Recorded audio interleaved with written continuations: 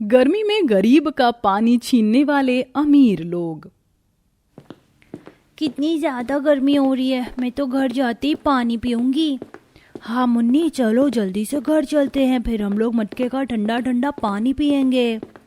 राजू मुन्नी दोनों थके हारे भरी धूप में चलते हुए घर आते हैं और पानी पीने के लिए गिलास लेकर जैसे ही मटका खोलते हैं तो उस मटके के अंदर सिर्फ एक गिलास पानी बचा होता है। ये क्या, इस मटके के अंदर तो सिर्फ एक गिलास पानी ही बचा है, इसे तो मैं ही पीऊंगा।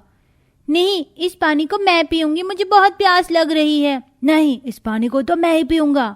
दोनों भाई बहन में मटके में बचे पानी को लेकर झगड़ा शुरू हो जाता है, जिसके चलते वो मटके का पानी नीचे गिर जाता है और थोड़ा सा बचा हुआ पानी भी अब खत्म हो जाता है। तभी वहां मुन्नी और राजू की माँ आती है। ये क्या किया तुम दोनों ने? मटके में सिर्फ एक गिलास पानी बचा था, वो भी तुम दोनों ने गिरा दिया। अब हम लोग क्या पिएंगे? क्या हुआ बहू, क्यों चिल्ला रही है दोनों बच्चों पर? देखिए ना माँ जी, एक तो मटके में थोड़ा सा पानी बचा हुआ था, वो भी इन दोनों ने गिरा दिया। अब हम लोग क्या पिएंगे? आप तो जानती हैं कि हफ्ते में बस एक बार ही पानी का टैंकर आता है। अब हम इतनी गर्मी में बिना पानी के कैसे रहेंगे? जहां एक तरफ ये गरीब परिवार एक गिलास पानी के बर्बाद होने पर इतना परेशान हो रहा था, वहीं दूसरी तरफ आज तो सबके लिए ठंडा ठंडा रूह-अफ़ज़ा बनाऊंगी। रिया रूह अफ़ज़ा बनाने के लिए फ्रिज में से ठंडा पानी बाहर निकाल कर रख देती है। तभी रिया को एक कॉल आता है और वो कॉल पर बात करने में बिजी हो जाती है। जिसके बाद रिया जैसे ही किचन में आती है तो देखती है कि सारा ठंडा पानी गर्म हो चुका है। ये क्या, ये सारा ठंडा पानी तो गर्म हो गया। रिया सारे पानी को सिंक में फेंक देती है कि तभी वहां ललिता आती है और रिया को पानी फेंकता हुआ देख लेती है। रिया बहू, ये तूने इतना सारा पानी बर्बाद क्यों किया? माँ जी, सारा पानी गर्म हो चुका था और मुझे रूह-अफ़ज़ा बनाना था, इसलिए मैंने उसे फेंक दिया। तो उसे दोबारा फ्रिज में रख देती। तू तो जानती है ना, पानी की बर्बादी करना सही नहीं। रिया अपनी सास की बातों को नजरअंदाज करते हुए रूह अफ़ज़ा बनाने लगती है। जहां एक तरफ रिया जैसे अमीर लोग पानी की कदर न करते हुए पानी को आसानी से बर्बाद कर देते थे, वहीं गायत्री जैसे गरीब एक बूंद पानी के लिए तरसते थे। ये क्या गायत्री, तुमने अभी तक खाना क्यों नहीं बनाया? खाना हवा में नहीं, पानी में ही बनता है। घर में पीने के लिए एक बूंद पानी नहीं है और आप मुझे खाना बनाने के लिए कह रहे हैं? कब तक हमें इस गर्मी के मौसम में पानी के लिए तरसना पड़ेगा? मुझे तो डर है कि एक दिन हम लोग इस गर्मी में प्यासे ही न मर जाएं। जहां एक तरफ गायत्री का परिवार गर्मी के मौसम में एक एक बूंद पानी के लिए तरस रहा था, वहीं दूसरी तरफ ये लो और लो, तुम भी और लो। अरे बच्चों, ये तुम दोनों क्या कर रहे हो? एक दूसरे पर पानी फेंक कर कौन खेलता है? तुम्हें स्कूल में सिखाया नहीं कि पानी बर्बाद करना कितनी बुरी आदत होती है? अरे माँ जी, बच्चे हैं, खेलने दीजिए ना। अगर गर्मी में पानी से नहीं खेलेंगे तो क्या सर्दी के मौसम में खेलेंगे? माँ का तो फर्ज होता है अपने बच्चों को अच्छी चीज सिखाना, लेकिन बहू तू तो खुद ही अपने बच्चों को बिगाड़ रही है। एक दिन देखना, तुझे अपनी गलती का जरूर एहसास होगा। जहां एक तरफ रिया खुद पानी बर्बाद करके अपने बच्चों को भी पानी बर्बाद करना सिखाती है, वहीं ललिता अपनी बहू को हमेशा रोकती, लेकिन इसका कोई फायदा नहीं होता। छी, ये बदबू कहाँ से आ रही है? मुन्नी, राजू, बच्चों जरा इधर आओ। ये क्या, ये बदबू तो तुम दोनों से आ रही है। क्या करे दादी माँ, 4 दिन हो गए हैं लेकिन नहाया नहीं है। पसीने की वजह से हमसे बहुत गंदी बदबू आ रही है और गमोरी भी हो गई है। हे भगवान, हम लोगों को गरीब बनाकर क्या तूने हम पर काम कहर किया है, जो अब तू हमें पानी के लिए भी तरसा रहा है। आशा मन ही मन इतना बोल ही रही होती है कि तभी वहां पर पानी का टैंकर आता है, जिसे देख वो सभी लोग बहुत खुश होते हैं और हाथों में मटके और बाल्टी लिए टैंकर से पानी भरने के लिए जाते हैं। लेकिन टैंकर पर लोगों की इतनी भीड़ होती है कि उन्हें बहुत कम ही पानी मिलता है, लेकिन कम पानी में भी पूरा परिवार अपना गुजारा चला लिया करता था। चलो अब हम पकड़म पकड़ाई खेलते हैं। नहीं मीना, बहुत गर्मी लग रही है, प्यास से गला भी सूखा जा रहा है, अब और नहीं भागा जाएगा मुझसे।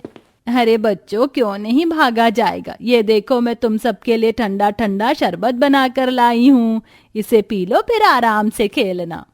ललिता अपने पोता पोती के साथ मुन्नी और राजू को भी शरबत देने के लिए जाती है।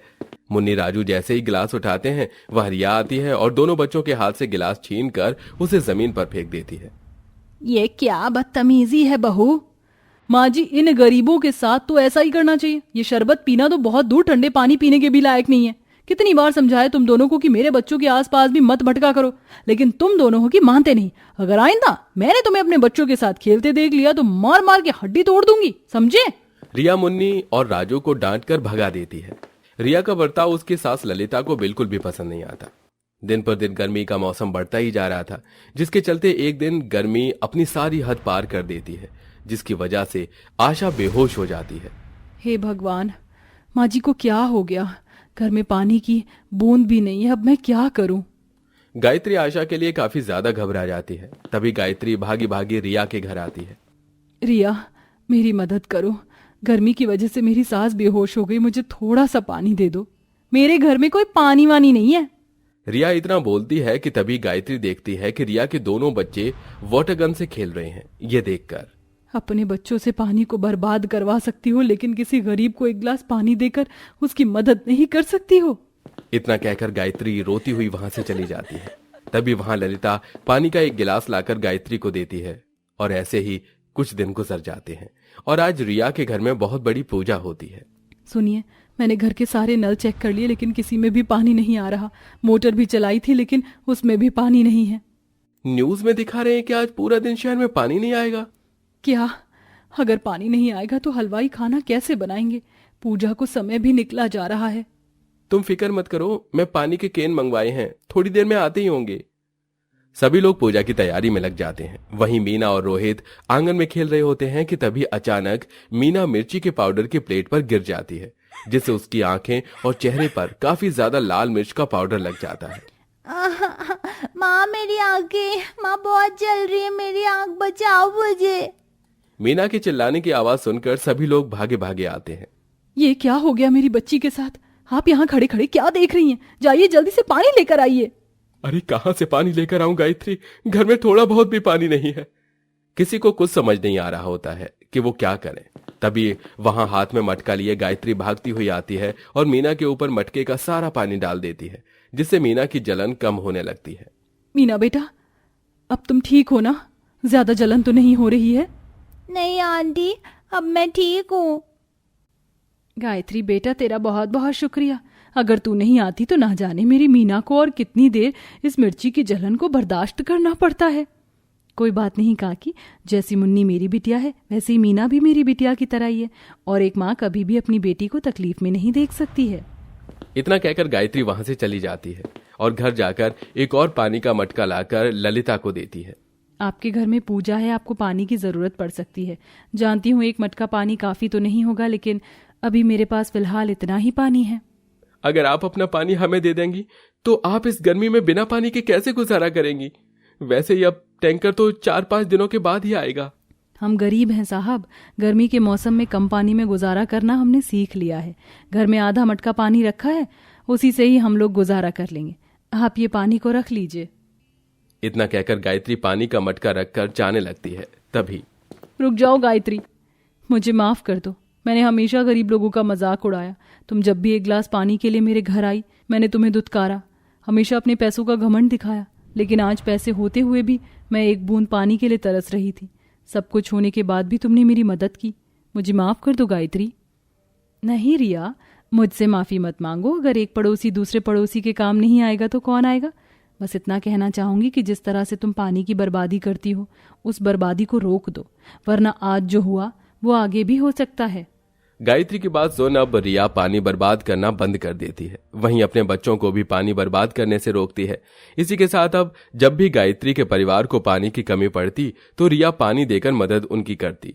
साथ ही साथ अब रिया और अमन अपने पैसों से आसपास मौजूद गरीब परिवार वालों के लिए भी हैंडपंप लगवा देते हैं, जिससे अब उन गरीब लोगों को पानी के लिए तरसना नहीं पड़ता।